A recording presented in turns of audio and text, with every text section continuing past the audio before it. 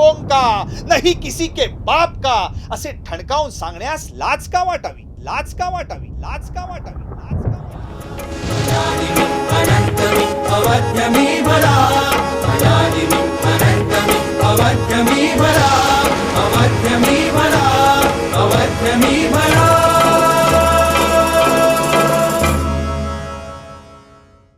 नमस्कार मित्रांनो, मी निरंजन कुलकर्णी आमच्या परिवर्तन क्रिएशन्स या चॅनलवर तुमचं मनपूर्वक स्वागत करतो. तर मनातल्या गोष्टी या शृंखलेतला आज एक नवा कोरा एपिसोड तुमच्यासाठी घेऊन आलोय. आज मी तुम्हाला एका नाटकाची गोष्ट सांगणार आहे. हे नाटक ज्या महान पुरुषाच्या व्यक्तिमत्वावर बेतलेलं आहे ना, त्यांचं नुसतं नाव जरी आपण ऐकलं ना तरी आपल्यासमोर उभा राहतो तो जाज्वल्य, राष्ट्राभिमान, देशभक्ती आणि पराकोटीचा त्याग. आणि ते नाव आहे स्वातंत्र्यवीर विनायक दामोदर सावरकर. मित्रांनो, 1983 साल म्हणजे स्वातंत्र्यवीर सावरकरांचं जन्मशताब्दी वर्ष होतं. आणि त्याच वर्षामध्ये ज्येष्ठ रंगकर्मी माधवराव खाडीलकर यांनी अनादि मी अनंत मी या नाटकाची निर्मिती केली. ते नाटक सर्वप्रथम मराठी रंगभूमीवर आणलं. या नाटकाला संगीत लाभलं ते विदुषी आशाताई खाडीलकर यांचं. आणि तिथपासूनच सावरकर विचारांची गंगा सर्व दूर पसरू लागली. काळ हळूहळू पुढे सरकत होता. संपूर्ण खाडीलकर कुटुंबीय हे सावरकरमय झालेलं होतं. आणि सन 2015 साली खाडीलकरांचे चिरंजीव ओंकार खाडीलकर, जे स्वतः गायक आहेत, अभिनेते आहेत आणि IT इंजिनियर आहेत, त्यांनी या नाटकाची नव्या संचामध्ये पुनर्निर्मिती सुद्धा केली. आणि आज त्यागात ही परंपरा अखंडपणे सुरू आहे. आणखीन एक गोष्ट तुम्हाला सांगू का? यात विशेष बाब म्हणजे माझ्यासाठी ही अत्यंत अभिमानाची अशी गोष्ट आहे की त्या नवीन संचाचा गेले 3 वर्ष मी पण एक भाग आहे. आणि त्यामुळे मी आज तुम्हा सर्वांसमोर ओंकार खाडीलकर आलेले आहेत. आज आपण त्यांच्याशी गप्पा मारणार आहोत. तर ओंकार, तुझं मनःपूर्वक स्वागत. असा तर आपण गप्पा खूप मारतच असतो, पण आज आपण खास आमच्या प्रेक्षकांसाठी इथे जमलेलो आहोत आणि मनातल्या गोष्टी शृंखला आम्ही चालू ठेवलेली आहे. धन्यवाद निरंजन. आज वेगळ्या भूमिकेत इथे तुझ्या बरोबर गप्पा मारण्यासाठी आल्यामुळे हम्म. एक वेगळा आनंद होतोय. हा. आणि तुझे हे एपिसोड सगळेजण पाहत असतो, आम्ही सुद्धा. तर आजचा भाग आमच्यासाठी समर्पित केल्याबद्दल पुन्हा एकदा धन्यवाद. तर नेहमी आपण गप्पा मारत असतोच नाटकाच्या निमित्ताने, तर बरेच विषय होतात, पण आजच्या गप्पा जरा थोड्या वेगळ्या आहेत. नक्कीच. तर स्वातंत्र्यवीर सावरकरांच्या आयुष्यावर बेतलेलं हे अनादि मी अनंत मी असं नाटक आहे, जे माधव काकांनी, तुझ्या वडिलांनी लिहिलं. तिथपासून सगळा प्रवास सुरू झाला. तर मला सर्वप्रथम नेहमी माझ्या डोक्यात असं असायचं की अनादि या शब्दाचा जर आपण अर्थ काढायचं म्हटलं तर तो नक्की कसा आहे आणि काय अर्थ निघेल? मला वाटतं त्याचं दोन प्रकारे आपण बघू शकतो. एक तर शब्दशः अर्थ घ्यायचा झाला हम्म. तर न आदी म्हणजे ज्याची सुरुवात कुठून झाली, हम्म. त्याचा आरंभ कुठून झाला हे माहित नाही. हम्म. आणि त्याच्या दुसऱ्या बाजूला अनंत मी जे म्हटलेलं आहे की हो. ज्याचा शेवट कुठे होतो हे माहित नाही, म्हणजे युगानुयुग, हम्म. ज्याला आपण टाइमलेस म्हणतो इंग्लिशमध्ये. अशा प्रकारचं जे तत्व आहे, अशा प्रकारची जी भावना आहे, त्यालाच अनादि मी आणि अनंत मी. तर मी सोडून दे, पण अनादि आणि अनंत या अच्छा. अनादि काळापासून आपण ज्या ईश्वराचं स्मरण आलेलो आहोत, हम्म. असा तो ईश्वर. म्हणजे त्याची आरंभ कुठून झाला, त्याला कोणी निर्माण केलं हे माहित नाही आपल्याला. हम्म. श्रद्धा कुठून निर्माण झाली हे माहित नाही. तर अशा कालातीत तत्व म्हणूया, हम्म. त्याला अनादि म्हणता येईल. Okay okay. पण या नाटकाची मुहूर्तमेढ कशी रोवली गेली आणि त्यामागचा उद्देश काय होता बाबांचा तुझ्या? तर झालं असं की माझे वडील नाट्यरंगकर्मी माधवराव खाडीलकर हे मूळचे सांगलीचे. आणि त्यांना पहिल्या कॉलेज जीवनापासूनच नाटकाची किंवा अभिनयाची प्रचंड आवड होती. मी थोडासा मागे जातोय. हो हो. आणि नाट्यकलेचं प्रशिक्षण घेण्यासाठी त्यांना राष्ट्रीय नाट्य विद्यालय म्हणजे national school of drama Delhi इथे त्यांची निवड 1970 साली झाली होती, ज्याच्याकडून ते 3 वर्ष तिथे नाट्य प्रशिक्षणासाठी होते. त्याच्या आधी योगायोगानं झालं असं की संगीत संन्यस्त खड्ग या स्वातंत्र्यवीर सावरकरांच्या नाटकामध्ये बाबांना सेनापती विक्रमसिंहांची भूमिका करण्याची संधी कॉलेज जीवनात असताना लाभली होती. त्यामुळे सावरकरांची वाणी, त्यांचे विचार यांच्याशी त्यांचा संपर्क आला होता आणि त्यांना ते प्रभावित झाले होते त्या वाणीने, त्या विचाराने. आणि मूलतः त्यांचं व्यक्तिमत्व फार तेजस्वी असल्यामुळे, माझ्या वडिलांचं सुद्धा, आणि त्यांची वाणी सुद्धा फार शुद्ध आणि स्पष्ट असल्यामुळे त्यांना नैसर्गिकरित्या सावरकरांच्या विचारांचा त्याची ओलावा त्याचा आणि त्याची प्रगल्भता जाणवली. आणि तेव्हापासून ते स्वातंत्र्यवीर सावरकरांच्या विचारांचा मागोवा ते घेत गेले. आणि नाटकाकडे यायचं झालं तर 1983 साली 1883 साली स्वातंत्र्यवीर विनायक दामोदर सावरकर यांचा जन्म झाला. हो. अर्थातच जन्मशताब्दी वर्षानिमित्त माझे वडील मुंबईत असताना जेव्हा ते मुंबई मराठी साहित्य संघामध्ये नाट्य प्रशिक्षण वर्ग घेत होते, अमृत नाट्य भारतीचे, आणि तेव्हा असं त्यांना एक प्रस्ताव आला की लोकमान्य सेवा संघ ही पार्ल्यातली अग्रगण्य सांस्कृतिक संस्था अनेक वर्ष तिथे काम करते. तर त्यांनी असा प्रस्ताव मांडला की स्वातंत्र्यवीर सावरकरांचा विचार असलेलं काहीतरी निवेदनात्मक गाण्यांचा कार्यक्रम आपण करूया. म्हणजे आपण जशी आता सुद्धा अनेक सावरकरांच्या गाण्यांवर आधारित कार्यक्रम होता, तशा प्रकारची ती संकल्पना पुढे आणली होती. पण बाबांनी त्याच्या मागे जेव्हा निवेदन करताना त्याचा अभ्यास केला गेला, ज्याच्यातनं त्यांचं सावरकरांचं साहित्य वाचलं गेलंच, पण त्याच्याबरोबर भाषाप्रभू पुभा भावे, कविवर्य वसंत बापट यांनी सावरकरांच्या बद्दल लिहिलेले काही विचार, नंतर पुभा भावे झाले आणि अनेक नाटककार, विद्याधर गोखले अशा महान विभूतींशी बाबांचा जवळून संपर्क आला. तर बाबांना जेव्हा सावरकरांचं पूर्ण संग्रही असलेलं साहित्य वाचलं गेलं त्यांच्याकडून, तेव्हा त्यांच्या डोक्यात अशी कल्पना तळायला लागली की हे नुसतं निवेदनात्मक गाण्यांचा कार्यक्रम हे करण्यासारखं नाहीये. त्यांचं समग्र जीवन जर आपल्याला लोकांसमोर आणायचं असेल, तर त्यांना नैसर्गिकरित्या त्याच्यामध्ये नाट्य दिसू लागलं. म्हणून त्यांनी 1983 साली ह्या स्वातंत्र्यवीर सावरकरांच्या 83-84 वर्षांच्या समग्र आयुष्याचा आढावा घेणारं असं हे नाटक अनादि मी अनंत मी या नावानं रंगभूमीवर आणलं. रंगभूमीवर आणलं म्हणण्यापेक्षा त्याचा आधी प्रायोगिक स्वरूपात एक प्रयोग झाला, पण ती संहिता लिहिण्याचं त्याचं श्रेय म्हणूया की त्या संकल्पनेतून द्यायला लागेल, ज्यांनी त्यांना प्रस्ताव दिला असेल. त्या दुर्दैवानं मला त्या व्यक्तींचं नाव माहित नाही, पण त्या संकल्पनेवर आधारित बाबांनी मग खूप अभ्यास करून लेख, नाट्यप्रवेश, त्यांची भाषणं, त्यांचं साहित्य याच्यातून खूप अभ्यास करून स्वतः सावरकरांच्या भाषेशी जवळीक साधणारी भाषा निवेदनात वापरून, संस्कृत प्रचुर ज्याला म्हणतो तसं वापरून या नाटकाची निर्मिती 1983 साली झाली. 83 साली झाली. या नाटकाच्या पुस्तक जेव्हा प्रकाशन झालं, तू नाटकात नेहमी सांगत असतोस की त्याला बाळासाहेब ठाकरेंची प्रस्तावना आहे पुस्तकाला, आणि ते प्रकाशन झालं कुठेतरी इंडिया हाऊसमध्ये, बरोबर. लंडनला. तर हा सगळा योग कसा जुळून आला, तो किस्सा मला ऐकायला आला. एक खूप सुंदर सुंदर घटना या नाटकाच्या ऐतिहासिक वाटचालीत घडलेल्या आहेत. तर 83 साली मी म्हटल्याप्रमाणे लोकमान्य सेवा संघाच्या सभागृहामध्ये विले पार्ले मुंबई इथे या नाटकाचा सर्वप्रथम प्रायोगिक स्वरूपात प्रयोग सादर झाला, आणि त्यामध्ये जवळजवळ 25 ते 30 कॉलेज तरुणी आणि विद्यार्थी यांना घेऊन आईबाबांनी तो प्रयोग साकार केला होता. गणेशोत्सवामध्ये जवळजवळ 2000 लोकांच्या समोर त्या काळी तो सादर झाला होता आणि खूप रंगला होता. त्याच्याबद्दल जास्त आपलं बोलणं होईलच. पण त्याच्यानंतर 84 साली 26 फेब्रुवारी हा सावरकरांचा आत्मार्पण दिवस, जो आता काहीच दिवसात येतोय. तर 26 फेब्रुवारी 1984 रोजी शिवाजी मंदिर दादरला या नाटकाचा पहिला व्यावसायिक प्रयोग सादर झाला, आणि त्या निमित्तानं अर्थातच सावरकर अनुयायी म्हणा किंवा त्यांचे विचार प्रवर्तक अशा लोकांशी बाबांची भेटी झाल्या.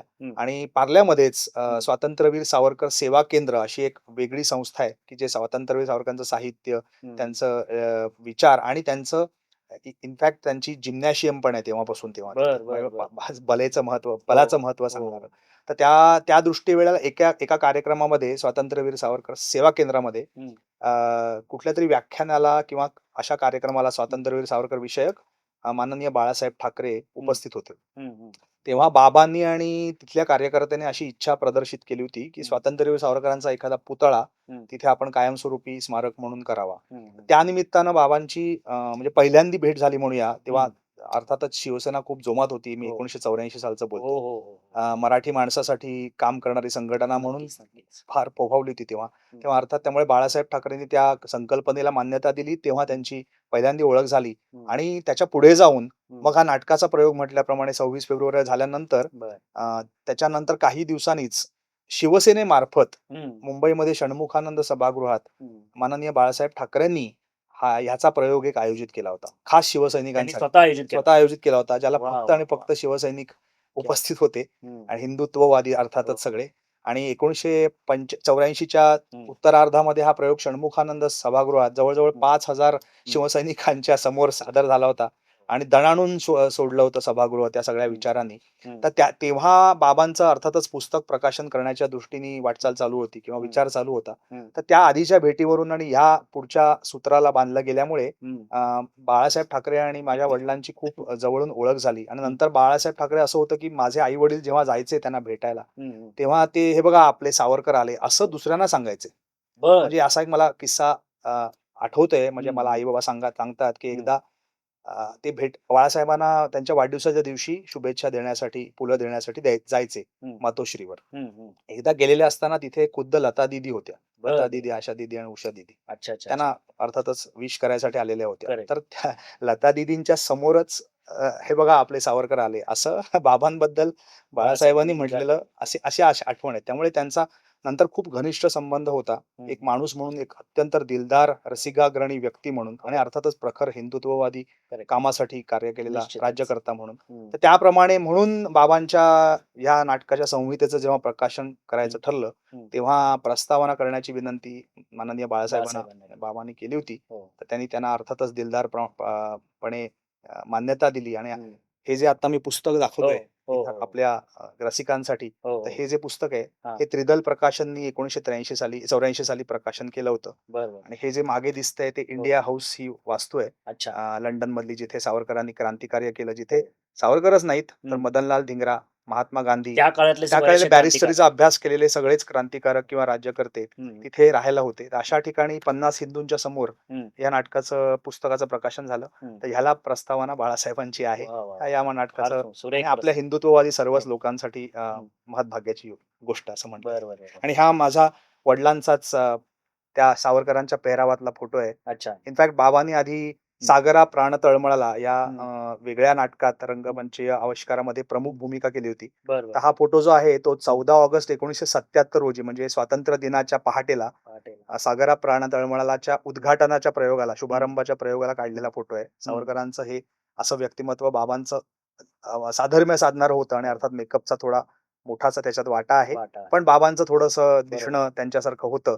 त्यामुळे हा फोटो त्याच्या पृष्ठभागाला आहे. असं ते आहे सगळी गोष्ट. अनादि मी अनंत मी नाटकामध्ये आता सावरकरांचं आयुष्य जर आपण बघितलं तर समुद्र आहे की खरंच म्हणजे एक दिवस सुद्धा अपुरा पडेल तर त्यांच्याविषयी आपण बोलायला सुरुवात केली तर. पण 3 तासामध्ये नाटकामध्ये आपण वेगवेगळ्या महत्त्वाच्या घटना, तर कुठल्या घटना त्यांचं दर्शन अनादि मी अनंत मी मध्ये घडतं आपल्या नाटकातून, याचं काय सांगशील? तर मगाशी म्हटल्याप्रमाणे समग्र सावरकर दर्शन हा त्याच्या नाटकाचा गाभा आहे. म्हणजे सावरकरांचं तू व्यक्तिमत्व जसं आपल्याला समजतं की आपल्याला पुस्तकांमध्ये एक क्रांतिकारक, एक महाकवी किंवा बोटीतून उडी मारलेला एक राष्ट्रभक्त किंवा जयोस्तुते श्री महानमंगले हे अजरामर काव्य लिहिलेला बरोबर एक माणूस, हो. इतपतच स्वातंत्र्यवीर सावरकरांची ओळख मर्यादित स्वरूपात आपल्या इतिहासात म्हणा किंवा शैक्षणिक स्वरूपात सुद्धा विद्यार्थ्यांना तेवढीच ओळख आहे. पण त्याच्या पलीकडे एक समाज सुधारक, एक विज्ञानवादी व्यक्तिमत्व, बुद्धिवादी व्यक्तिमत्व, एक महाकवी, नंतर लेखक, नाटककार, साहित्यकार, निबंधकार, अनेक भाषांना सहज अवगत असलेले एक महान विभूती, अशी जी सावरकरांच्या वेगवेगळ्या व्यक्तिमत्वाचे पैलू आहेत, तर ते पुढे आणण्यासाठी या नाटकामध्ये स्वातंत्र्यवीर सावरकरांच्या जन्मापासून त्यांना कशी प्रेरणा मिळत गेली क्रांतिकार्यासाठी, त्याच्यानंतर त्यांचे युवा पुण्यात आल्यानंतर किंवा नाशिकला, भगूर मधून नाशिकला आल्यानंतर, नंतर पुण्यात शिकण्यासाठी आल्यानंतर, नंतर बॅरिस्टरीचा अभ्यास करण्यासाठी लंडनला गेल्यानंतर तिथलं पर्व, इंडिया हाऊसचा संदर्भ, त्याच्यानंतर बाबाराव सावरकरांना झालेल्या, त्यांच्या वडील बंधूंना झालेली काळ्या पाण्याची शिक्षा, त्याच्यामुळे सावरकरांना नंतर झालेल्या 2 जन्मठेपीच्या शिक्षा, अंदमानात येण्या अगोदरचे आणि अंदमानात गेल्यानंतरचे प्रवेश, हे सगळे त्या नाटकामध्ये वेगवेगळ्या स्वरूपात आलेले आहेत. आणि नंतर मग अंदमानातून बाहेर आल्यानंतर रत्नागिरीला स्थानबद्धतेत असताना त्यांचं जे समाज सुधारक सावरकर असं रूप आपल्याला दिसतं. आणि त्याच्या बरोबरीनं नाटककार सावरकर, याच्यामधून त्यांनी 3 वेगवेगळ्या संगीत नाटकांचं लेखन करून आपले विचार, तत्वज्ञान सामान्य लोकांपुढे आणण्यासाठी नाटकाच्या माध्यमातून जे अद्वितीय प्रयत्न केलेले आहेत. म्हणजे आपल्याला बोलताना ह्याच्यात संदर्भ येईल ते प्रयत्न. त्याच्यानंतर त्यांनी मूळ राजकारणात जरी ते आलेले नसले तरी भारताच्या जडणघडणीत आणि स्वातंत्र्यानंतर भारताने कुठलं धोरण अवलंबलं पाहिजे, एस्पेशली संरक्षण विषयक धोरण, आमचं विज्ञानवादी धोरण, परंपरा किती सांभाळाव्यात, किती जपाव्यात, ह्याबद्दलची त्यांची मतं, हे सगळं त्यांची काही विशेष भाषणं. आणि नंतर त्यांना त्यांच्या वृद्धापकाळात प्रायोपवेशनात सुरू केल्यानंतर, म्हणजे आता आपण बोलतोय या काळात 60 वर्षांपूर्वी 1 फेब्रुवारी ते 26 फेब्रुवारी या दरम्यानच सावरकरांनी आत्मार्पण करण्याचा निश्चय केला. म्हणजे अन्न, पाणी, औषधाचा एकही थेंब न घेता त्यांनी स्वतः मृत्यूला सामोरं जाण्याचं ठरवलं. म्हणजे एक समाधी घेतल्यासारखंच म्हणूया. तर तो काळ असं करून सावरकरांच्या शेवटच्या दिवसापर्यंत काय काय घडलं आणि त्याच्यातनं त्यांचे कुठले पैलू आपल्या सगळ्या नव्या पिढीपर्यंत साकार करता येतील बरोबर. अशा माध्यमातून निवेदन, हम्म. त्यामध्ये पोवाडे आहेत, अच्छा. भाषणं आहेत, हम्म. गझल आहेत, हम्म. काव्य प्रकार आहेत, कवनं आहेत, नंतर अंदमानातले प्रसंग आहेत, त्यांचे आणि कुटुंबियांचे काही हम्म. प्रसंग आहेत. असं सर्व समावेशक असलेलं, हम्म. आपण त्याला आता आत्ताच्या काळात म्हटलं तर डॉक्यू ड्रामा सारखं म्हणता येईल. म्हणजे Docudrama. माहिती पण आहे, निवेदन पण आहे, हा. त्याच्यात संगीत पण आहे, त्याच्यात बरोबर आहे. नृत्य पण आहे, त्याच्यात हम्म. प्रकाशयोजना सगळं आहेच. बरोबर आहे. पण नुसतं संगीत नाटक आहे का तर नाही, नाहीये. नुसतं गद्य नाटक आहे का तर नाही, हम्म. पण एक चरित्र नाट्य आहे, महानाट्य आहे. करेक्ट. आणि याच्यामध्ये आपण त्यांचे सगळे चांगले पैलू जे बरोबर. आपल्या पिढीने आणि हम्म. तरुण पिढीने आणि विशेषतः मराठी लोकांनी आणि युवकांनी आत्मसात करावेत असे हम्म. सगळे पैलू दाखवण्याचा त्याच्यात प्रयत्न आहे. बरोबर. सावरकर व्यक्तिमत्व जेव्हा आपण बघतो तर आपल्याला तर प्रेरणा मिळते. त्यांनी अनेक क्रांतिकारकांना प्रेरणा दिली आणि त्या क्रांतिकाऱ्यांनी उड्या घेतल्या त्यामध्ये. पण जेव्हा मी असा विचार करतो, की इतकं मोठं क्रांतिकार्य करताना सावरकरांना पण प्रेरणा मिळाली असेल हम्म. कोणाकडनं तरी, की बरोबर. त्या काळात किंवा ते जे काही 14 वर्षाचे होते, हो. 15 वर्षाचे होते, 21व्या वर्षी त्यांनी जयस्तुतेसारखं अमर काव्य लिहिलं. तर त्यांच्यावर कोणाच्या व्यक्तिमत्वाचा प्रभाव होता? म्हणजे अशी कोण त्यावेळेला व्यक्तिमत्व होती त्या काळात समाजामध्ये 18व्या-19व्या शतकामध्ये, की ज्यांचा प्रभाव त्यांच्यावर पडला आणि त्यांनी ठरवलं, की नाही आता मी माझं संपूर्ण आयुष्य देशासाठी अर्पण करणार. तर बरोबर. याबद्दल तू काही सांगू शकशील का? तर त्याच्यासाठी थोडेसे मला वाटतं आपण मागे जाऊन ऐतिहासिक हम्म. संदर्भ अर्थात जे पुस्तकात किंवा इतिहासात उपलब्ध आहे त्याच्यावरून आपण बोलतो. हम्म, हम्म, हम्म. आपण अर्थातच या पिढीचे असल्यामुळे हो, हो. आपण 100 वर्षापूर्वीची 150 वर्षापूर्वीची हो. गोष्ट करतोय. हम्म. पण 1883 सालची तू परिस्थिती बघितलीस जेव्हा ज्या साली सावरकरांचा जन्म झाला, हो. योगायोगानं हम्म. आपले आद्य क्रांतिकारक ज्यांना म्हटलं हो, जातं हो. असे वासुदेव बळवंत फडके ओके. यांचं निधन 1883 साली झालेला तो महाराष्ट्र होता. हम्म. आणि ज्यामध्ये ब्रिटिशांकडून प्रचंड जुलूम जबरदस्ती हम्म. सगळ्या देशवासियांवर 1883 म्हणजे जोमात आलेली ब्रिटिश हो. राजसत्ता. हो. म्हणजे कोणाला काही आमच्या नाटकात तसं एक संदर्भ आहे हम्म. की स्वातंत्र्य हा शब्द उच्चारायला सुद्धा बंदी असलेला तो काळ. अच्छा, अच्छा, त्याच्यावरून अच्छा. तुला लक्षात येईल हो, हो, हो. की आपण काही बोललो ब्रिटिशांविरुद्ध हो. तर काय प्रकारची जुलूम की- जबरदस्ती, की लगेच शारीरिक, मानसिक, आर्थिक सगळ्याच पकडणार, प्रकारची. जेलमध्ये टाकणार म्हणजे या आता गोष्टी. आपण डोनाल्ड ट्रम्पचे आर्थिक निर्बंध बघतोय त्याच्या पलीकडे जाऊन सँक्शन्स आपण त्याला म्हणतो साध्या भाषेत, त्याच्या पलीकडे जेव्हा तुम्ही एखाद्या गुलामगिरीत असतात, हम्म. परवशता पाशदैवे ज्याच्या गळा लागला हे जे आपल्याला नाट्यगीत माहितीये, हम्म. त्याच्यामध्ये असूनी खास मालक घरचा म्हणती चोर त्याला, हम्म. अशी परिस्थिती हम्म. त्या काळची असणार. म्हणजे आपल्याला व्हिज्युअलाइज करता येईल. हो. तर अशा परिस्थितीमध्ये जेव्हा वासुदेव बळवंतांची प्राणज्योत मालवली त्याच हम्म. वर्षी सावरकरांचा जन्म झाला. हम्म. आणि घरामध्ये असं सांगितलं जातं, म्हणजे माझ्या वाचनात आलेलं आहे की त्यांचे आई वडील त्यांना रामायण, महाभारत, भगवद्गीता, सगळे उपनिषद हम्म. अशा गोष्टींची वेड सावरकरांना पुस्तकातनं वाचायची पहिल्यापासूनच आवड निर्माण झाली होती असं सांगितलं जातं. बरं. आणि त्यांचे मोठे बंधू बाबाराव बाबाराव सावरकर सावरकर. आणि धाकटे बंधू नारायणराव सावरकर हम्म. हे सगळे असताना सुद्धा घरात रामरक्षा पठण, हम्म. अनेक प्रकारची स्तोत्र, हम्म. भगवद्गीता, रामायणावर विचार विमर्श केले जायचे की काय नक्की चाललंय. तर त्यांना अशी गोडी त्यांच्या आई वडिलांकडून लागणी असणार. अर्थात हम्म. सावरकर खूप लहान असताना त्यांच्या आई तेव्हा महामारीचं दुखणं, म्हणजे प्लेगच ज्या प्लेगची साथ. साठच, तर त्या महामारीच्या दुखण्यामुळे त्यांच्या आई खूप लवकर त्यांच्या सावरकर लहान असताना निवर्तल्या. आणि त्यानंतर त्यांच्या वहिनी येसू वहिनी म्हणजे बाबाराव सावरकरांच्या पत्नी यांनी सावरकरांना अजूनही राष्ट्रकार्याचे धडे लहान वयात म्हणजे ते 10-12 वर्षाचा असेपर्यंत येसूवहिनींनी, आई गेल्यामुळे आईच्या मायेनं सावरकरांचा सांभाळ केला. त्यामुळे येसूवहिनी आणि सावरकर यांचं खूप जवळचं नातं होतं. आई मुलगाच आई असं मुलासारखंच, नातं. म्हणजे हम्म. अगदी प्रचंड आत्मीयता होती. हम्म. आणि त्या सुद्धा अगदी मायेने त्यांना वेगवेगळ्या प्रकारचे राष्ट्रकार्याचे धडे, असं सगळं कुटुंब राष्ट्रकार्याला वाहिलंच होतं. बरोबर. आणि नाशिकमध्ये भगूरला जरी ते राहत असले तरी हम्म. जुलूम जबरदस्ती सगळीकडे चाललेली होती. प्लेगच्या साथी एकदम कॉमन गोष्ट होती त्यावेळेला, त्याच्यावर काही उपाय नव्हते. हम्म. त्यामुळे घरच्या घर उद्ध्वस्त व्हायची. आणि हम्म. परत ब्रिटिशांची जर जप्ती पडली एखाद्या ह्याच्यावर, तर तुम्ही काहीतरी बोललात तर तुम्हाला म्हणजे सगळं मारहाण सहन करायला लागायची. अशा प्रकारची ती परिस्थिती होती. त्यामुळे त्या काळात जे राष्ट्रीय विचारांचे कवी होते, म्हणजे आबा दरेकर उर्फ कवी गोविंद हे त्यावेळेला खूप जोमाने राष्ट्रकार्याचे पोवाडे गायचे. तर त्यांचा प्रभाव एक सावरकरांवर प्रचंड मोठा होता असं बोललं जातं. वासुदेव बळवंतांचं बोललोच आपण. रामायण महाभारताचा परिणाम असल्यामुळे घरातले कुटुंबीय आणि त्यांची मानसिकता आणि त्यांच्याशी कसं आपण डील करावं हे महाभारतातले जे सगळ्या शिकवणी आहेत त्या सगळ्या सावरकरांना माहितीच होत्या. आणि त्याच्यानंतर 1897 साली जेव्हा चापेकर बंधूंना फासावर चढवलं गेलं, हम्म. त्याच्यामधून त्यांना राष्ट्रकार्याची किंवा क्रांतिकार्याची ठिणगी बरोबर. सावरकरांच्या मनात प्रकर्षानं जागृत झाली. आणि बरोबर. त्याच वेळेला त्यांनी जी राष्ट्रकार्याची प्रतिज्ञा घेतली हम्म. मित्रांसमवेत, की मी अख्खं माझं आयुष्य हे- राष्ट्रकार्यासाठीच समर्पित करीन आणि हम्म. कुठलाही स्वार्थ मनात हम्म. न बाळगता भारताच्या स्वातंत्र्यासाठीच हम्म. अखेरचा श्वास मारिता मारिता मरे तो झुंजेन या नात्यानं जी प्रतिज्ञा घेतलेली आहे ती 1897 सालच्या आसपास. म्हणजे तू असा विचार केला असता बालवयात जे हम्म. आपण घडलं, आपलं व्यक्तिमत्व घडतं, हम्म. त्या काळात हे सगळे राष्ट्रकार्याचे विचार त्यांच्यावर घडल्यामुळे अर्थातच पुढच्या व्यक्तिमत्वाला त्याची जोड मिळाली. बरोबर आहे. आता सावरकर ऑफकोर्स ज्या पद्धतीचं आयुष्य जगले, तर ते काही आता तो काळ राहिलेला नाहीये. पण त्यांचे जे गुण आहेत, आपण जर स्पेसिफिकली जर अभ्यास करायचं म्हटलं, की आजच्या आपल्या सगळ्या कॉर्पोरेट लाईफमध्ये म्हणा, धक्काधक्कीचं आयुष्य आहे, प्रचंड स्ट्रेस आहे सगळीकडे आणि प्रत्येक माणूस धावतोय, की मला काहीतरी मिळवायचंय, इथे पोहोचायचंय, तिथे पोहोचायचंय. या सगळ्यामध्ये त्यांचे असे कुठले गुण तुला दिसतात?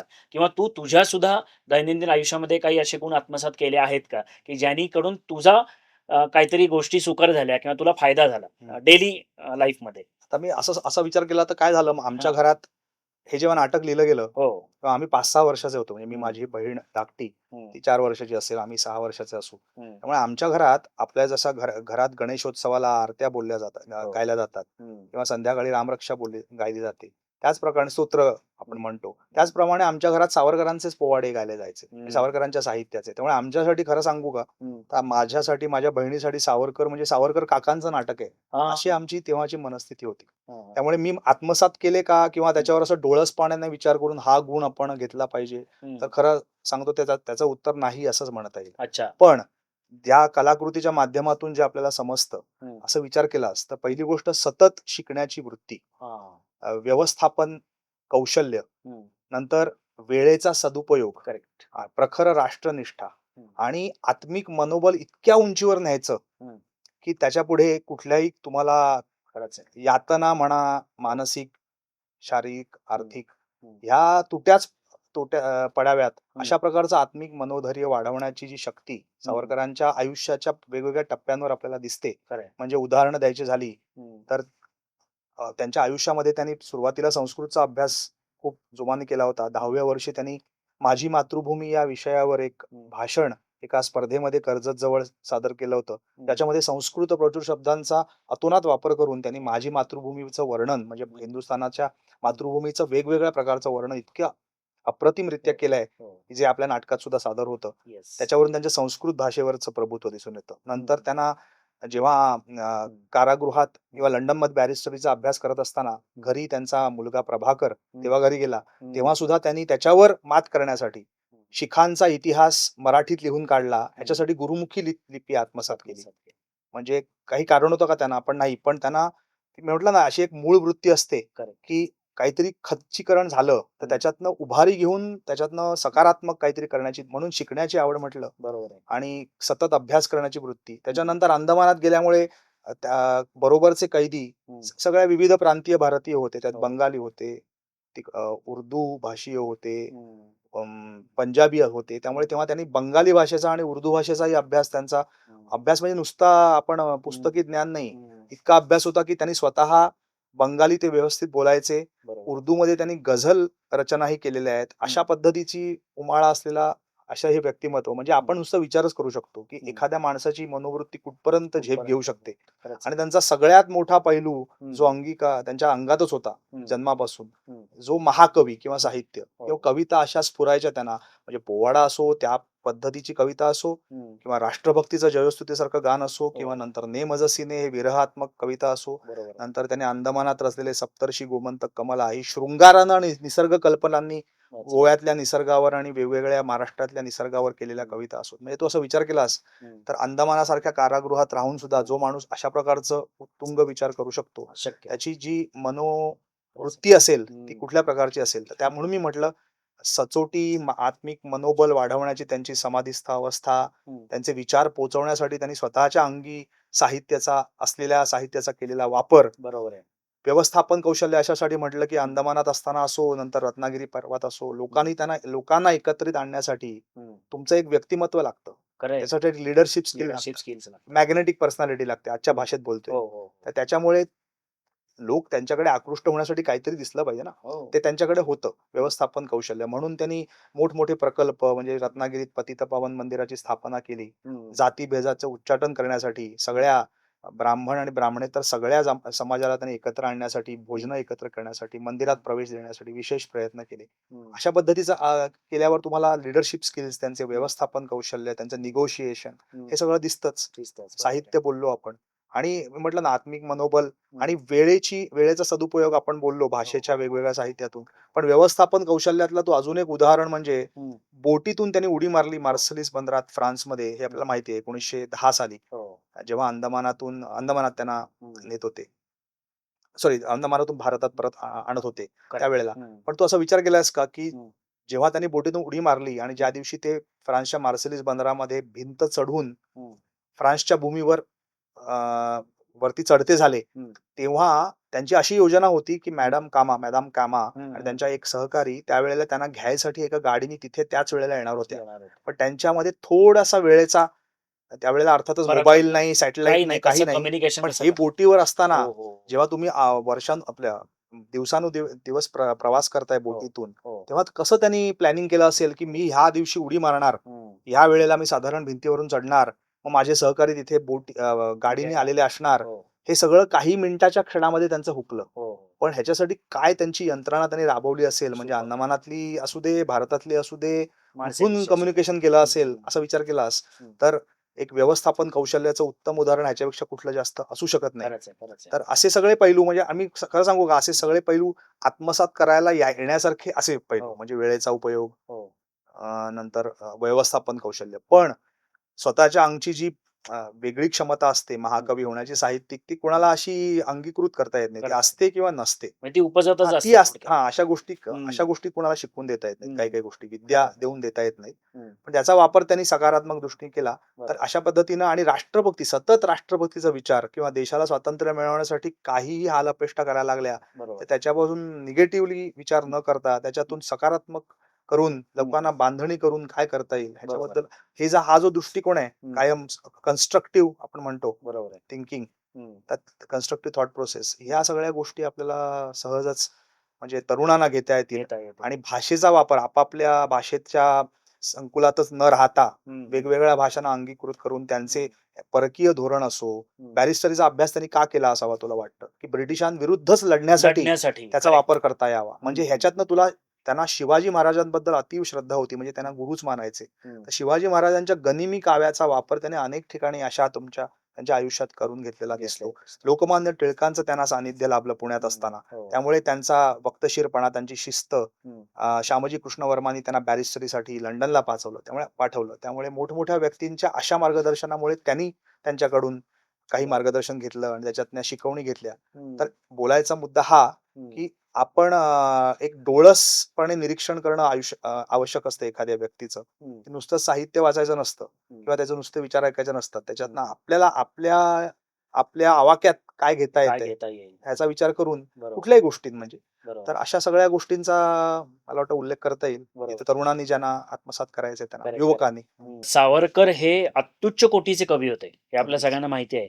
नाटकामध्ये तू एक पोवाडा गातोस शाहिराच्या भूमिकेत की सावरकरांनी बाजीप्रभू देशपांडे यांच्या पावनखिंडीतील पराक्रमावर जो पोवाडा लिहिलेला आहे 247 ओळींचा पोवाडा खूप मोठा आहे. हो. पण मी तुला अशी एक फरमाईश इथे करतोय आमच्या प्रेक्षकांसाठी की त्या पोवाड्याच्या काही ओळी तू जर आमच्यासाठी सादर करू शकलास इथे तर. नक्कीच.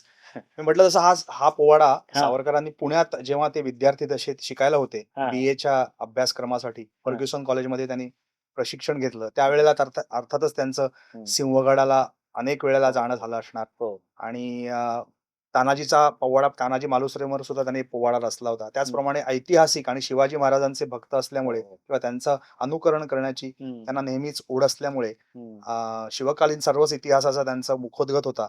आणि बाजीप्रभू देशपांडेने जो पावनखिंडीत आपल्याला सगळ्यांना माहितीच आहे ती गोष्ट, त्याच्यावर त्यांनी मला त्याच्यात कौतुक असं वाटतं की ते संस्कृत प्रचूर जितक्या सुलभ पद्धतीने लिहायचे. हम्म. त्याच्याबरोबर तो शाहिरी बाज या पोवाड्यातनं आपल्याला दिसू येतो. हो त्याच्यातल्या काही एक कडवं मी हो. सादर करतो. प्लीज. त्याच्यामध्ये बाजीप्रभू, असा विचार करा की बाजीप्रभू आणि मावळे 200च मावळे हो. त्यांच्या बरोबर आहेत आणि समोरून एक 5,000 लोकांचं सैन्य येते खरंय. आणि शिवाजी महाराज विशाळगडाकडे निघालेले आहेत हम्म. आणि ते त्यांना थोपवण्याचा प्रयत्न करतायत. तेव्हा हम्म. त्यांची मनस्थिती काय असेल? खिंडीत, आपण खिंडीत पकडलो गेलो, ही जी हो आपण हो मराठीत वापरतो, हो हो म्हणजे मी कचाट्यात सापडलोय आता. हो हो. मला फ्लाइट और फाईट हे हम्म. दोनच गोष्टी आहेत. बरोबर. लढायचंय किंवा किंवा मरायचं पळायचंय पळायचं किंवा मरायचंय. मरायचं. या हो केस हो तर या पार्श्वभूमीवरचा तो पोवाडा आहे. हो हो. त्याच्या पंक्ती काही सादर करतो. हम्म.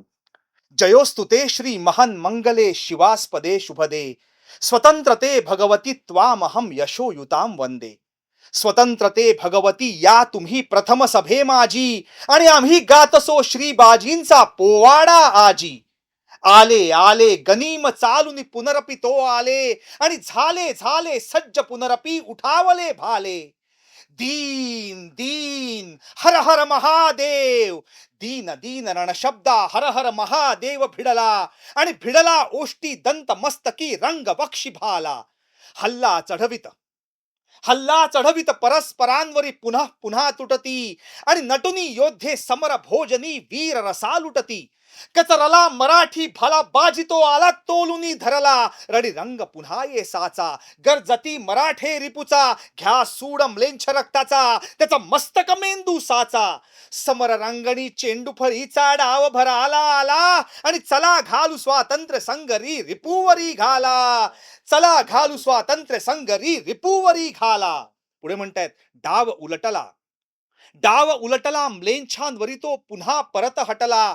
जय झाला परी वीर मराठा बहुतांशी पडला. तिकडे गडीच्या तोफा अजूनही 5 कान सुटती. वीर मराठे सचिंत आशा बंध सर्व तुटती. तशात घेऊन ताजी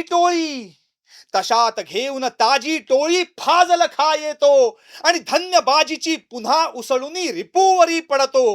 तो गोळी सुसू आली हात्या काली मर्मिती शिरली श्री बाजी विव्हळत पडला. मागुनी तत्क्षणी उठला बेहोश वीर वरवदला. तोफे आधी मरे न बाजी सांगा मृत्यूला. तोफे आधी मरे न बाजी सांगा मृत्यूला आणि चला घालू स्वातंत्र्य संगरी रिपुवरी घाला. चला घालू स्वातंत्र्य संगरी रिपुवरी घाला. वा, असा तो पोवाडा आहे. खूपच सुंदर. आणि म्हटलं जसं 247 ओळींचा पोवाडा आहे असं सांगितलं जातं. हो हो अर्थात आम्ही ह्याच्यातल्या कशाबशा 47 ओळी हो या पोवाड्यामध्ये खरंय, नाटकामध्ये खरंय, घेतलेल्या आहेत. खरंय. तर अजून एक कडवं आहे जे Yes, आपण yes. नाटकामध्ये सादरीकरण केलं जातं. हो हो हो. अं, नाही, त्याबद्दल मी रसिकांना सांगू इच्छितो हम्म. की आत्ता हा पोवाडा तुम्ही जो ओंकारचा ऐकलात, तर हा पोवाडा तुम्हाला संपूर्ण पाहायचा असेल, ऐकायचा असेल, त्याची अनुभूती घ्यायची असेल, तर येत्या याच महिन्यामध्ये 28 फेब्रुवारी संध्याकाळी 5:15 वाजता अनादि मी अनंत मी या नाटकाचा संपूर्ण प्रयोग होणार आहे, रंगमंची आविष्कार होणार आहे. त्यामध्ये तुम्हाला सावरकरांनी लिहिलेले सगळे पोवाडे, गीतं, समूह गीतं, नाट्यगीतं ही सगळी तुम्हाला ऐकायला मिळणार आहे. नाट्य प्रवेश त्यात असणार आहे. त्यामुळे जास्तीत जास्त लोकांनी या प्रयोगाला यायचं आहे. धन्यवाद. ओंकार, खूप छान. मी पोवाडा नेहमीच तुझा पाहत असतो आणि त्यातल्या त्यात आनंदाची, समाधानाची गोष्ट म्हणजे आता गेले 3 वर्ष मी विंगेतनं हे पाहत असतो आणि याचा मी एक भाग आहे. याचा मला आनंद आहे. हे आणखी ह्याच्याच रिलेटेड एक प्रश्न असा की जेव्हा सावरकरांची भूमिका तुझ्याकडे आली, जेव्हा तुझे बाबा तुला म्हणले असेल, "हां ओंकार, तू आता सावरकरांची भूमिका करू शकतोस." हं. लहानपणापासूनच तू त्या वातावरणात लहानाचा मोठा झालास. तर तुला नट म्हणून हं. तात्याराव कसे सापडत गेले हा एक प्रश्न आणि त्यासाठी तू विशेष मेहनत काय घेतलीस हा दुसरा प्रश्न. अगदी प्रामाणिकपणे सांगतो. हं. पहिली गोष्ट म्हणजे माझ्या बाबांना मी सावरकर मोठ्या स्वरूपातला सादर करीन हं. असं वाटलं नव्हतं. बर. बाबांनाच काय मलाही वाटलं नव्हतं. हो. मागे जातो, जेव्हा नाटकाची निर्मिती झाली हं. मूळ स्वरूपात हं. 83 साली, त्याच्यानंतर काही वर्ष जेव्हा व्यावसायिक स्वरूपात ह्याचे हं. 150-200 प्रयोग महाराष्ट्रात झाले, हो. त्या काळी मी बाल सावरकरांची भूमिका या नाटकामध्ये करायचो. बर. मगाशी जो उल्लेख केला माझी मातृभूमी या भाषण हं. बद्दल, हं. ते भाषण मी त्याच्यामध्ये सादर करायचो. 4 मिनिटाचं स्वगतासारखं ते हो, भाषण आहे हो. आणि नंतर त्यांनी क्रांतिकार्याची प्रतिज्ञा घेतली, तो हं. एक प्रवेश आहे. तितपतच माझा या नाटकामध्ये काम करण्याच्या दृष्टीने सहभाग होता. हं. अर्थातच सगळ्या जडणघडणीमध्ये आम्ही त्याचं हो. साक्षीदार असल्यामुळे आमच्या कानावर याच आरत्या आणि ह्याच पोवाडे पडलेले होते. हं. आणि बाबांचं व्यक्तिमत्व सावरकरांनी भारून घेतलेलं असल्यामुळे, केलेलं असल्यामुळे, आणि त्यांनी एक काय म्हणतात त्याला, त्यांच्यामध्ये साकारायचे सावरकर आणि हं. त्यांचे विचार. हं. त्यामुळे आम्ही बाबांना बघून आपण अनुकरण करतो ना, Correct, म्हणजे कधी कधी मला असं वाटतं की आपण काही एखाद्या चांगल्या गोष्टीचं ना नुसतं अनुकरण करावं. हम्म. त्याच्यातनं आपल्या आवाक्यात जे आहे तेवढं सादर तेवढं केलं ना, करा. हम्म. त्याच्यावरती काही गोंधळ न फिरवता हम्म. तरी ते तितकंच चांगलं होतं. कारण आता हम्म. म्हणजे तुम्ही सिंपल गोष्टी सांगतोय आपण. हम्म. भारतरत्न पंडित भीमसेन जोशींची काही हम्म. अभंग म्हणूया हम्म. हम्म. किंवा लता दीदींच्या अजरामर गाणी म्हणूया हम्म. किंवा आपल्या वेगवेगळ्या साहित्यिकांची काव्य म्हणूया, ती बरोबर. आपण अशी अशी सादर केली तरी आपण काही केलेलं नसतं. ते सगळे श्रेय त्यांचं असतं. त्यांचं असतं. तसंच या नाटकाच्या बाबतीत हम्म. सावरकरांची भाषा, त्यांची प्रतिभा, त्यांचे हम्म. विचार, त्यांचं एकंदर ज्वलंत जाज्वल्य आयुष्य, नाट्यमय घटना यांनीच ते नाटक भारलं गेले असल्यामुळे हम्म. सावरकरांची भूमिका बाबांनी करत असताना आम्ही त्यांना लहानपणापासून पाहिलेलं होतं. हम्म. त्यामुळे मी त्याच्यासाठी कधीही प्रयत्न केलेले नाहीत आणि बाबांनी मला एक दिवसही त्याच्यासाठी या भूमिकेसाठी तयार हो हम्म. किंवा असं काही मला त्यांनी वेगळी तालीम फोर्स दिली आहे. केला म्हणा हा, असं किंवा मी नाही. मी अर्थात नाटकात काम करणारा माणूसच नाहीये. हम्म. मी पूर्ण वेळ आय टी क्षेत्रामध्ये कार्यरत आहे. हम्म. पण घरातच सगळं अभिनय आणि गाणं असल्यामुळे आम्ही स्वच्छंद स्वरूपात Correct. स्वानंदासाठी जितकं जमेल तितकं करत होतो. हम्म. 2015 साली जेव्हा नाटक मला पुनरुज्जीवन करण्याचं विचार आला हम्म. तेव्हा आम्ही नाट्यवाचन स्वरूपात ह्याचं करायचं असं ठरवलं होतं. ते बाबांनी सुद्धा त्याला परवानगी दिली होती. तेव्हा सुद्धा त्यांना असं वाटलं नव्हतं की मी काही हम्म. सावरकर साकार करीन आणि तो मला पण धक्का होता की मला पण मी म्हटलं ना एखादी गोष्ट अशी रुजलेली असते. हो, हो, हो. म्हणजे वारकरी संप्रदायाचं उदाहरण आपल्याला घेता येईल. बरोबर. ते कोणी ज्ञानदेवांकडे त्यांना बघितलं का त्यांनी? नाही. नाही. तुकारामांनी त्यांनी बघितलं का? नाही. पण त्यांचे अभंग हम्म. जणू काय तुकाराम ज्ञानेश्वर आपल्यासमोर गातायत अशा भक्तिभावानं ओतप्रोत रस निष्पत्ती त्याच्यातनं होते ना. बरोबर. कारण त्याच्यात तुम्ही समरस झालेला असला हम्म. की तुम्हाला त्याच्यातनं काहीतरी वेगळं सुचत जातं. हम्म. तर तसंच माझं नाटकाच्या बाबतीत झालंय. म्हणजे खरंच माझं श्रेय मी कोणालाही मला तर देणारच नाही हम्म. आणि कोणीही मला फोर्सही केलेलं नाही. मला सापडलेलं वगैरे काही नाही. बरं. जे आमच्या रक्तात भिनलेलं आहे हम्म. संस्काराने तेवढंच फक्त. ते आम्ही फक्त हम्म. वाटायचं काम आमच्या परीने करतो आहोत हा. एवढंच म्हणेन.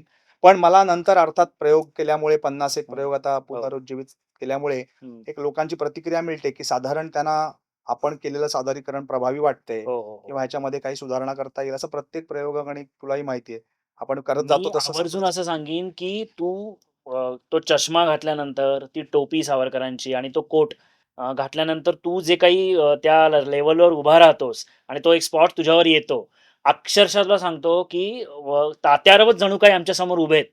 असा भास होतो आम्हाला. हा मग तेच म्हणजे मला असं खूप प्रतिक्रिया मिळतात हो. प्रेक्षकांच्या हम्म. की आम्ही सावरकर प्रत्यक्षात बघितले नाहीत हो. पण तुमच्या रूपाने मला दिसले. हो, तेच म्हणतो हो. ह्याच्यात श्रेय कसलं घेणार हो. म्हणजे खरंय, ते आता खरंय. तो योगायोग आहे सुदैव आहे म्हणायचं आपल्याला बरोबर. भाग्यवान आहोत हो. की सावरकरांची पूजा करण्याची संधी संधी. आम्हाला कुटुंबियांनी दिली. हम्म. त्यांची पूजा बांधण्याची कल्पना आम्हाला अजून परत प्रज्वलित करावीशी वाटली. बरोबर आहे. आता हे काही काही आहेत ते असे हम्म.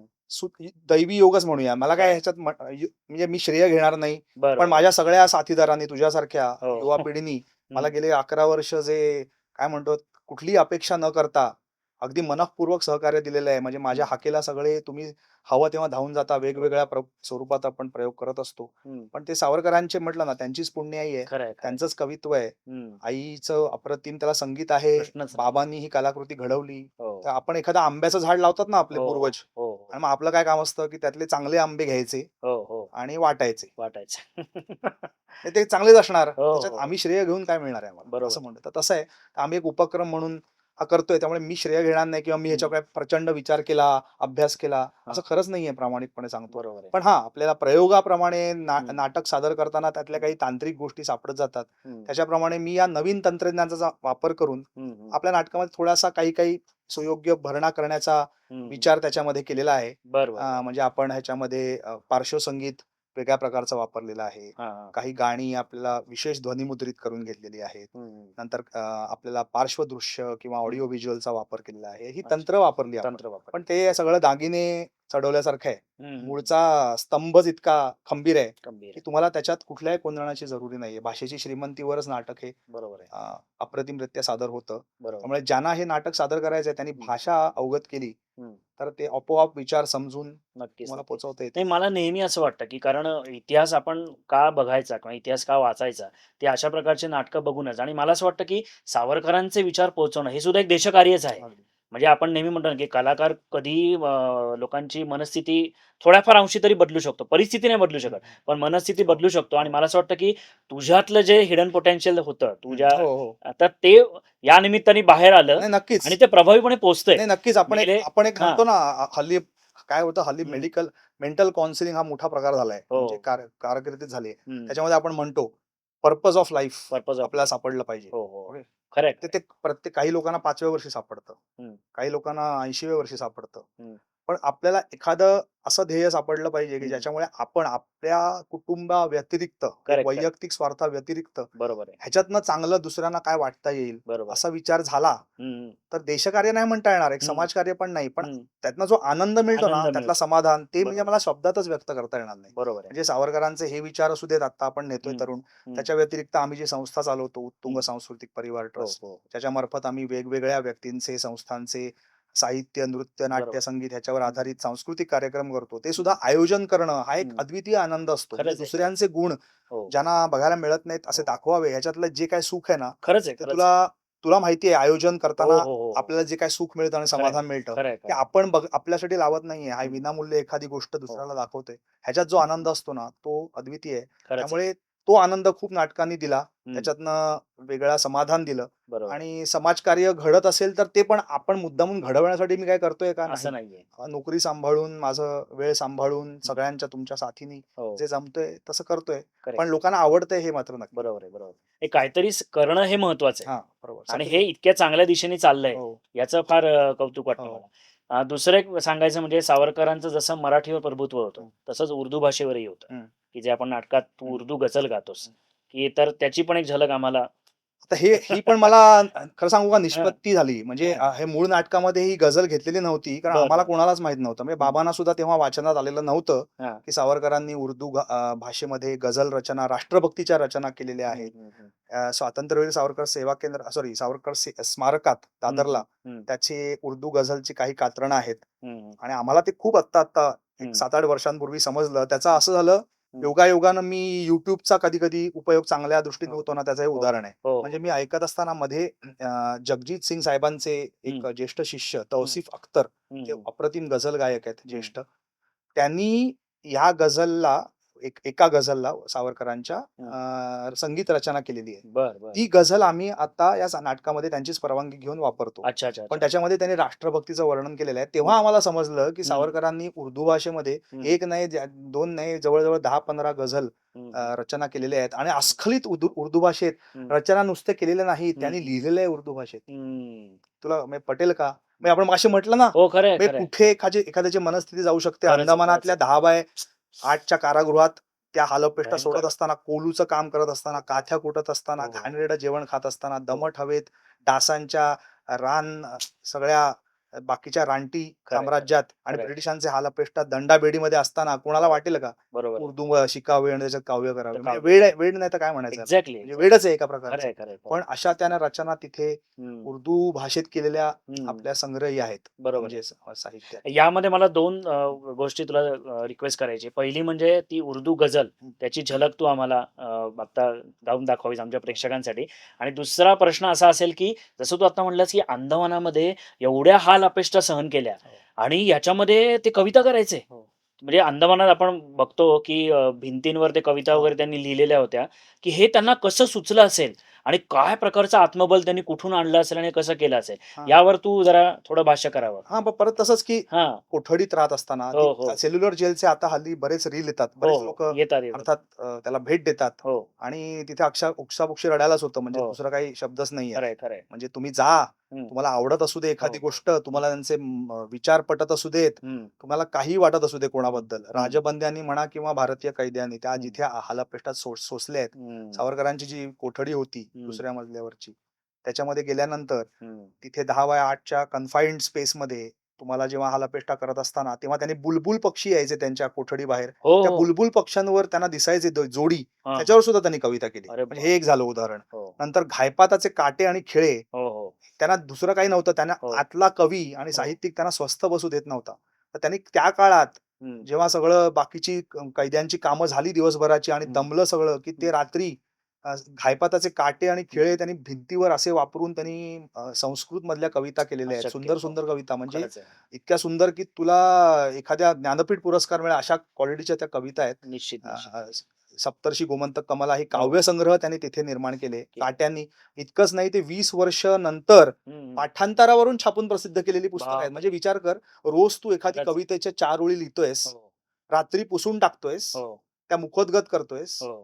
दुसऱ्या दिवशी दुसऱ्या ओळी लिहितोयस, दुसऱ्या ओळी लिहितोय. परत मुखोद्गत करतोयस, हम्म. असं इन्क्रिमेंटल तुझं पाठांतर चालू आहे, हो. जे तू 20 वर्षांनंतर बापरे. पाठांतरावरून म्हणजे काय काव्य खरंच आहे. प्रतिभा म्हणजे सूर्य नाही तर काय दुसरं माणूस. खरंच आहे, म्हणजे खरंच असं सूर्य. बघितलं की हम्म. असं ऐकलं की शहारा आला नाही तर तुम्ही अर्थात माणूस नाही आहात. खरंच एवढं आहे, म्हणून खरंच आहे, तुम्ही खरंच. विचारपटा किंवा बरोबर. नका नकापटा. अरे साध्या साध्या गोष्टी आपल्या लक्षात राहत नाहीत. आपण जे आता नाटकात कामं करतो, डायलॉग पाठ करतो, तर आपल्याला परत एकदा ते सगळं रिवाइज करायला लागतं आणि हे म्हणजे काय तेच म्हणायचं म्हणते अशक्य. एक गुण आपल्याला आत्मसात करणं शक्यच नाही. शक्यच म्हणून नाही. म्हटलं मगाशी हो. काही गुण आपण आपल्या आवाक्यात काय आहे हे बघायला बाहेरचे. पाहिजे. तर व्यवस्थापन कौशल्य, वेळेचा सदुपयोग, हे करू सतत शकतो. सतत शिकण्याची आवड, बरोबर. शिस्तबद्धता, भाषेचा योग्य वापर, बरोबर आहे. आत्मबळ, हम्म. हे सगळे गुण आहेत ते हम्म. आपण आत्मसात करू शकतो. हे असले गुण कसे घेणार रे? म्हणजे त्याच्यासाठी जन्मोजन्मीचं खरंच आहे, खरंच. वेगळंच शक्यच काहीतरी नाही. हा बरोबर असं आहे. आहे. तर आता त्याच्यातली तू गझल गझल उल्लेख गझल केलास. येस तर सावरकरांनी अंदमानात कोठडीत असताना ही एक हम्म. गझल रचली आहे. तर थोडासा तानपुरा लावून जरा थोडीशी वेशभूषा काही आपल्याला बदलता आली तर. हा ह्याच्यात मग मी सावरकरांचा हा. थोडा चष्मा घालतो हा हा आणि मग आपण सादर Yes, करण्याचा yes, yes, प्रयत्न yes. करूया. नक्की म्हणजे तो एक अर्थात वेगळा फील येतो आम्हाला हो. सुद्धा बघताना. तर कोठडीत असल्यामुळे अर्थातच त्यांच्या गळ्यामध्ये हा. बेड्या, हो. बिल्ला हो, हो, आणि हो. हातापायामध्ये दंडाबेडी अशी परिस्थिती होती. ती आपण हो. आता काही इथे करत नाही आहोत. नाही आहे. पण सावरकरांनी अंदमानात असलेली ही गझल. हम्म. यही पाओगे महशर में जुबां मेरी, बया मेरा, यही पाओगे महशर में जुबां मेरी, बया मेरा, मैं बंदा हिंद वालों का हूँ, ये हिंदोस्ता मेरा, मैं बंदा हिंद वालों का हूँ, ये हिंदोस्ता मेरा, यही पाओगे महशर में जुबां मेरी, बया मेरा, तेरी सेवा में ए भारत, अगर सर जाए तो जाए,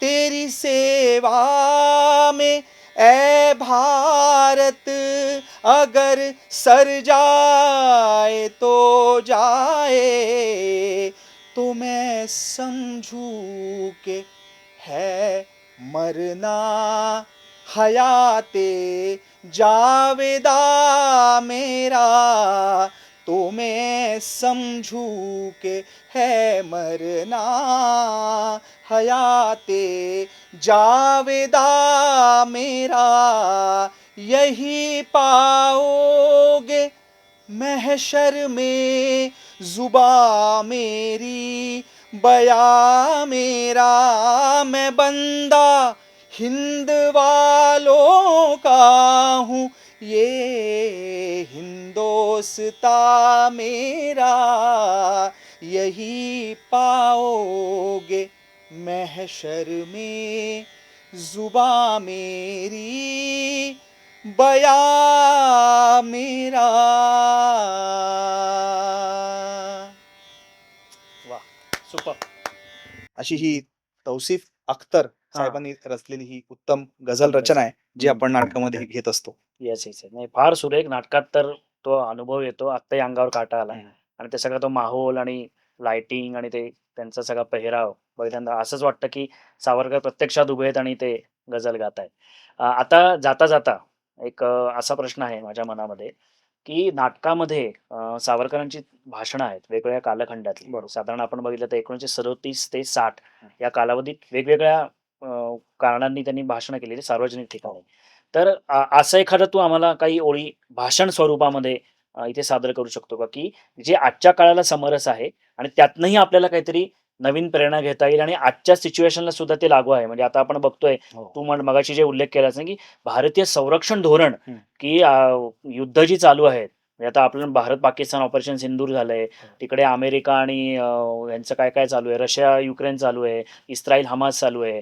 तर हे संरक्षण धोरण कसं असायला पाहिजे, यावर त्यांचे विचार आणि त्यांनी जी केलेली भाषणं, ह्यातलं काही ॲब्स्ट्रॅक्ट तू आम्हाला सांगू शकतो का? नक्कीच सावरकरांचं तत्वज्ञान त्यांनी हं. 2 प्रकारे मांडलं. हं, रत्नागिरीत स्थानबद्ध असताना मगाशी हो. म्हटलं, त्यांना असं नेहमी वाटायचं, की हं, अनेक भाषणं देऊन जे काम होत नाही, ते एक हं, नाटक प्रभावीरित्या करू शकतं. हं. म्हणून त्यांनी 3 संगीत नाटकांची निर्मिती केली. हो. म्हणजे संहिता लिहिली. हो. एक संगीत उश्शाप, हं, ज्याच्यामध्ये जातीभेदाचं उच्चाटन करण्यासाठी त्यांचं जे समाजकार्य चाललंय, हं, हं, त्याच्यावर भाष्य केलेलं आहे. हं, संगीत संन्यस्त खड्ग, हं, ज्याच्यामध्ये अतिरेकी अहिंसा ही हं, राष्ट्राला धोक्यात आणणारी कशी आहे, असं हं. तत्वज्ञान सांगणारं त्यांचं ते नाटक. हं. आणि तिसरं नाटक संगीत उत्तर क्रिया, हं, ज्याच्यामध्ये आपल्यावर झालेल्या अन्यायाचा बदला हं, एखाद्या राष्ट्रानं सुडानीच घ्यायला पाहिजे, हं, असं तत्वज्ञान सांगणारं ते नाटक. असं तुम्ही तिन्ही गोष्टींनी ह्याचा विचार केलात, तर नाटकामार्फत त्यांनी जी क्रांती घडवली हं, आणि त्यांच्या नंतरच्या काळात जेव्हा हं. ते हिंदू महासभेचे अध्यक्ष झाले आणि हं.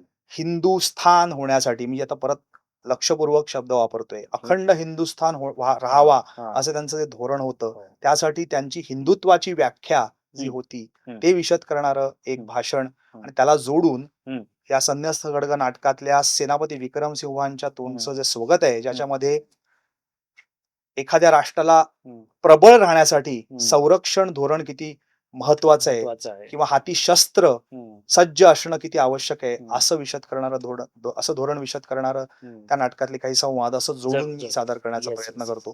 प्लीज. तर या ठिकाणी हं. सावरकरांची टोपी घालून हो, हो. सादर करण्याचा प्रयत्न करतो. हं. हिंदू बंधूनो, आ सिंधू सिंधू पर्यंता यस्य भारत भूमिका पितृभूः पुण्यभूश्चैव सवै हिंदू रीती स्मृतः. म्हणजे सिंधू नदीपासून तो सिंधू सागरापर्यंत पसरलेल्या माझ्या या भरतखंडाला जो कोणी माझी पितृभू आहे, पुण्यभू आहे, असं गर्वानं आणि अभिमानानं सांगेल, तो कोणत्याही जाती धर्माचा मनुष्य हिंदूच होय, अशी आमची हिंदूंची व्याख्या आहे. माझे एवढेच सांगणे आहे की प्रत्येक विद्यार्थ्याने अशी शपथ घेतली पाहिजे की प्रत्यक्ष इंद्रपद जरी माझ्याकडे चालून आले तरी पहिला अहिंदू म्हणून स्वर्गाचे राज्य करण्यापेक्षा अखेरचा हिंदू म्हणून मरण पत्करीन. हिंदू बंधूनो, मी जीव गेला तर हिंदूंचा पक्ष सोडणार नाही. काँग्रेसचा मुसलमान अनुनय मला मुळीच मान्य नाही. आम्हा हिंदूंना अभिमान बाळगण्यासारखे जर काही असेल तर तो एक हिंदुस्थानच आहे. हिंदू हा या हिंदू राष्ट्रासाठी झगडेल तसा अन्य कोणीही झगडणार नाही. गेल्या 100 वर्षांचा इतिहास पाहिला तर हिंदूंचेच प्राण आणि हिंदूंचेच कष्ट खर्ची पडलेले आपल्यास आढळतील.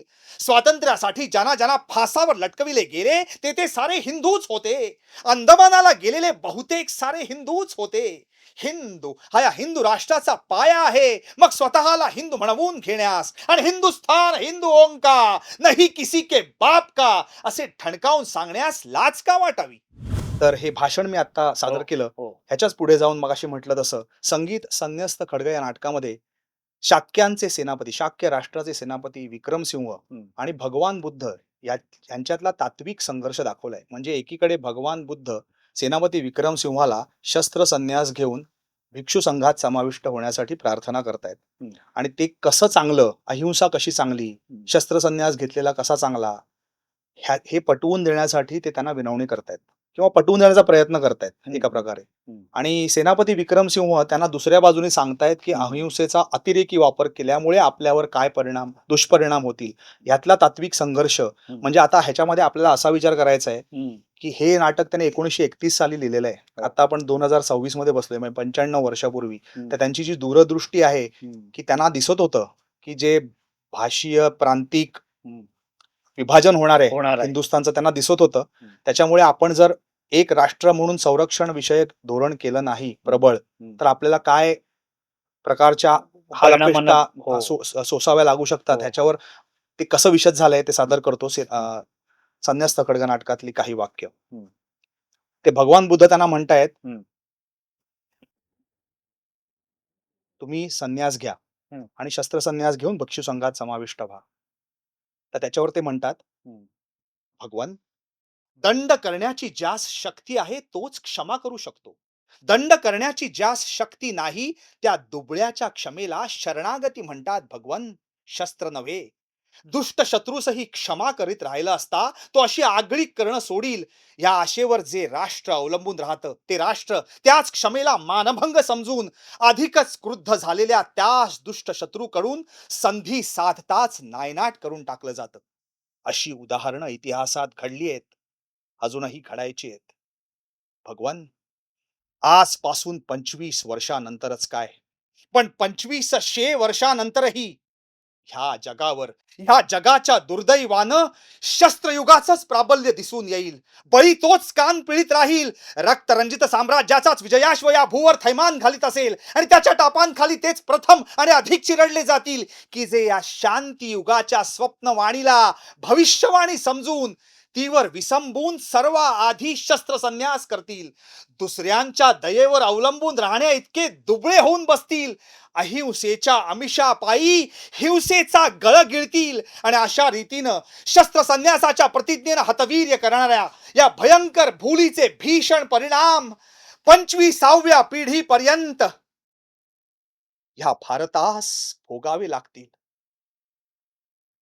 असं ते भाष्य आहे. अगदी सर. आता तू आत्ताच्या भारत पाकिस्तान सीमेवरच्या हो. संघर्षाकडे बघ. हो हो. आपण 75 वर्ष झाली विभाजन होऊन हम्म. तरी सुद्धा किती आपले कष्ट, चालूच आहे सर. पैसा आणि आपले जवानांच्या रक्त. जीवन रक्त तिथे रक्त. अर्पण करतोय कारण नसताना. हम्म. अमेरिका इराण मधला संघर्ष बघ, आता चालू असलेलं युक्रेन आणि रशिया मधलं युद्ध बघ, गेले हो. 3 वर्ष बरोबर. कोणी सोडवू शकलेलं नाहीये. नाही. कितीही बोंबाबोंब केली तरी. खरंय खरंय. आत्ताच इस्रायल हमास हमासचं प्रकरण पण. झालं, त्याच्यामध्ये सुद्धा अमेरिका श्रेय घ्यायचा प्रयत्न करते का, की आम्ही त्यांना मिसाईल्स दिली, आम्ही त्यांना डोम बांधून दिला. हो. अमेरिका ग्रीनलँड वगैरे जायचा प्रयत्न करते, हो. डोम बांधायचंय, शस्त्रसज्ज व्हायचंय, संरक्षण करायचंय. बरोबर. बळी तोच कान पिळीत राहील. तेच चाललंय सगळं. दंड करण्याची ज्या शक्ती असते तोच क्षमा करू शकतो, खरंय. असं राष्ट्राचं धोरण जे सावरकरांनी सांगितलंय ना, हो. ते कालातीत आहे. बरोबर. ही एक शिकवण मात्र आपल्याला हिंदुस्थानाला बरोबर. घ्यावी लागेल. हम्म. किती सरकार येवत जावत, Correct आहे. जोपर्यंत आपलं संरक्षण धोरण आणि संरक्षण सज्जता बरोबर आहे. नाहीये हम्म. तोपर्यंत तुम्ही कोणाला शिकवणार की आम्ही हे हम्म. केलं आणि ते केलं? खरंय. कोण तुम्हाला विचारणार?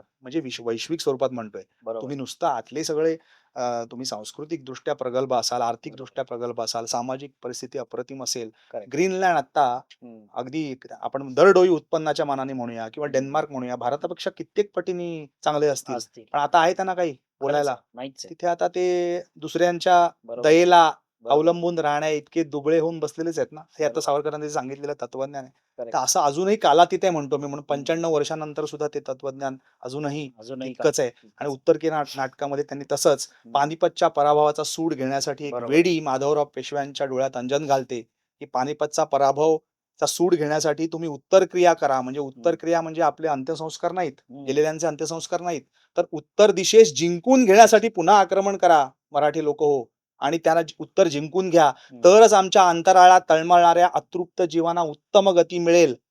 ती उत्तर क्रिया, उत्तर दिशेस जिंकून घेण्याची, Correct, म्हणजे correct. सूड घ्या सूड, बरोबर. असा आक्रोश ती वेडी त्यांनी त्या नाटकाची नाटकातनं केलेला आहे. म्हणते. हो. म्हणजे आपण जे आता पुलवामा नंतर केलं, पहलगाम नंतर करतोय, हो. हा त्याचाच एक परिपाक त्याचाच आहे एक म्हणूया. भाग. म्हणजे बरोबर. वास्तविक दृष्ट्या हम्म. 95 वर्षांपूर्वी जेव्हा एखादा माणूस स्थानबद्धतेत बसलेला आहे, राजकारणात सक्रिय राहण्याचं त्यांना स्वातंत्र्य नाही, अशा हम्म. परिस्थितीत त्यांनी लिहिलेली ही नाटकं आहेत. नाटक आहेत. ह्याच्यावरून तुला कळतं बरोबर. असा गुण आपल्याला आत्मसात करता नाही येणार. शक्यच आपण किती बोललो पण मगाशी. देश म्हणून हा आत्मसात करायला काहीच हरकत नाही. नक्कीच त्याच्यावरून म्हणजे शिकवणी घ्यायला आता हवी. जे योग्य दिशेने आपण हो, चाललेलो हो. म्हणजे उरीचा असू दे, म्हणजे आपण जर उत्तर दिलं ऑपरेशन सिंदूर असू दे, असे अनेक कंटिन्यू आणि सतत येणाऱ्या- विज्ञानवादी आणि हा. बुद्धिवादी हम्म. दृष्टिकोन ठेवा. विज्ञानवादी म्हणजे शस्त्रसज्ज व्हा, नवीन नवीन तंत्रज्ञानाचा वापर करा, बरोबर. अशा विचारांचे सावरकर होते करेक्ट करेक्ट. त्यावेळेला सुद्धा. बरोबर. तर त्या सगळ्या गोष्टींचा किती आपल्याला आता उपयोग होतोय. वापर करता येईल बरोबर. अशा दृष्टीने पण बघा, असं बरोबर. माझं सगळ्यांना आवाहन आहे. Yes. एक प्रकारच्या वेगवेगळ्या प्रकारच्या आरोप प्रत्यारोप चालूच असतात हम्म. त्यांच्या व्यक्तिमत्वावर. बरोबर. पण एखादा सूर्य आहे, हम्म. त्याच्यावर किती जण थुंकले तरी काय तरी सूर्याला फरक तळपतच पडतो. राहणार आहे. हा, बरोबर. तसं येते. त्यामुळे आपण त्याच्यातनं सूर्याकडून कुठल्या ऊर्जा घ्यायचे, चैतन्य घ्यायचे, Yes. प्रकाशवाटा शोधायचे आहेत, हे ज्यानं त्यानं ठरवावं, करेक्ट असं मी सर्वांना आवाहन करतो या निमित्तानं. Yes yes yes yes.